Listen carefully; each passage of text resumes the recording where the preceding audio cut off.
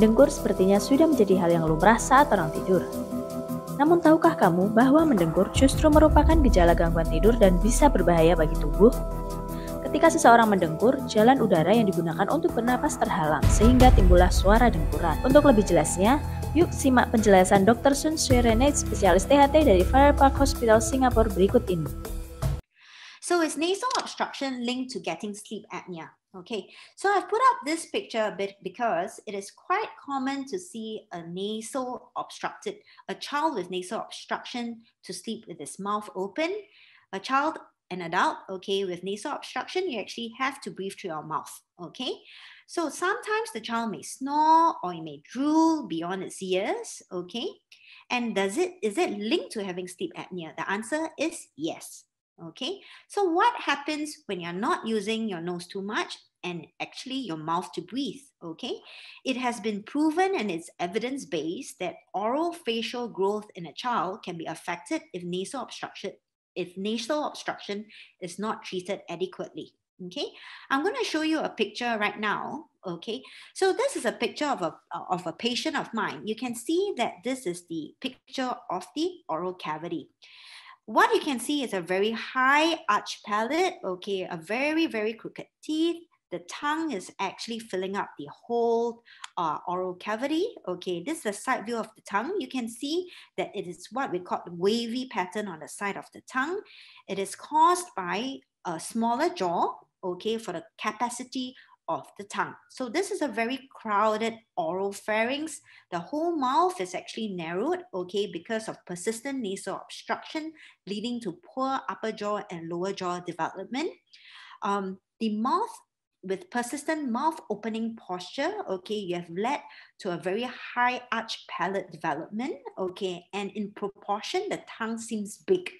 It is called macroglossia, okay, all right. So if a patient it's nasally obstructed, you need to treat it properly, because if you develop a facial structure like this with a very weak, a very narrowed upper and lower jaw, okay, it can predispose one to snoring, a very, very crowded space in the oral cavity of soft tissues. And when you lie back, the tongue normally would lie back, okay. It is very, very common for such patients to be snoring and having symptoms of sleep apnea. Okay, so what can a specialist do? Commonly, when you come to my clinic, okay, after taking a history, we have some screening scales to determine whether or not you have OSA. A very common scale that you can see, okay, which I've put up on my screen, is the Epworth Sleepiness Scale. It's a very subjective snoring scale, a sleepiness scale for which if there's a score of more than 10, it is considered abnormal. The scoring system on the right is called a Stop Bang OSA questionnaire.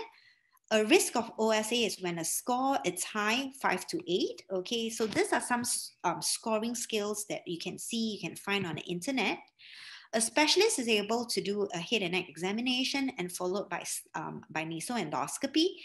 The aim of this is to determine the possible sites of upper airway obstruction predisposing one to OSA.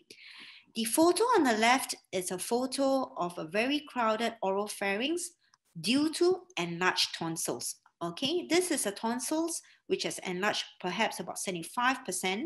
And this is the photo of a photo, okay, in an awake patient, okay, very common in a younger population, okay. If the patient do have symptoms of sleep apnea, you can do a sleep test, or if very, very symptomatic, okay, the treatment would be to remove the tonsils.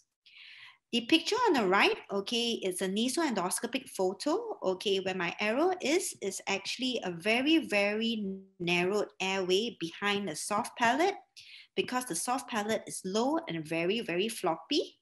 And the patient's photo on the right actually shows the back of the tongue. You can see that with a very, very heavy tongue, because the lymphoid tissue, the lingual tonsillar has enlarged and pushing the tongue right back, you can see that the space to the entry of the voice box is quite collapsed.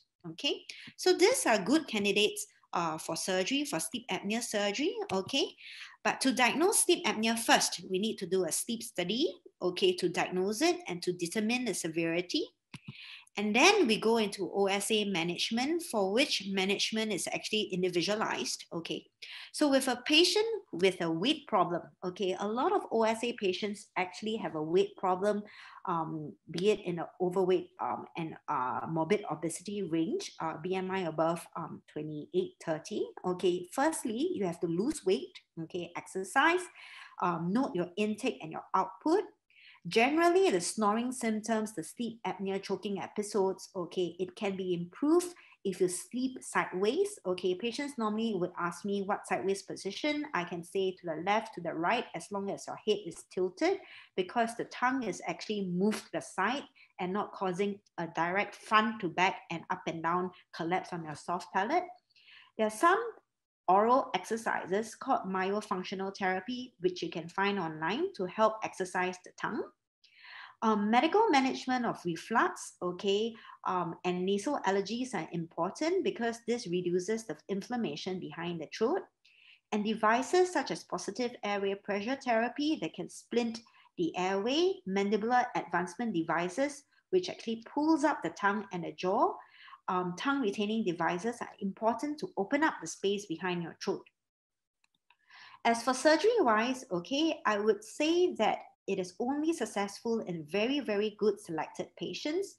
Bariatric surgery is good to overall reduce weight if one is morbidly obese. Skeletal framework surgery to expand the whole facial framework, to expand the basket, okay, in relation to the contents, okay, is suitable for patients with a very receded chin, with a very small jaw. And upper airway soft tissue surgery, for which we would actually aim to reduce any nasal obstruction, be it the turbinates, the adenoids, having big tonsils, or this picture of my patient with a very low-lying soft palate, a very big tongue. This patient has actually tonsillectomy done and a bulk palatal pharyngoplasty, which is a very common procedure for which we put a stitch beneath the mucosal surfaces of the soft palate to strengthen and stiffen the soft palate so that it can withstand the weight of a tongue, and to open it up in the anterior, posterior, and lateral dimensions. Okay, so this brings to the end of my talk. In summary, okay, I would advise you and my patients to see a doctor and get a nasal endoscopy if your nasal obstruction is persistent despite medication, especially if it is unilateral or associated with other ear and neck symptoms.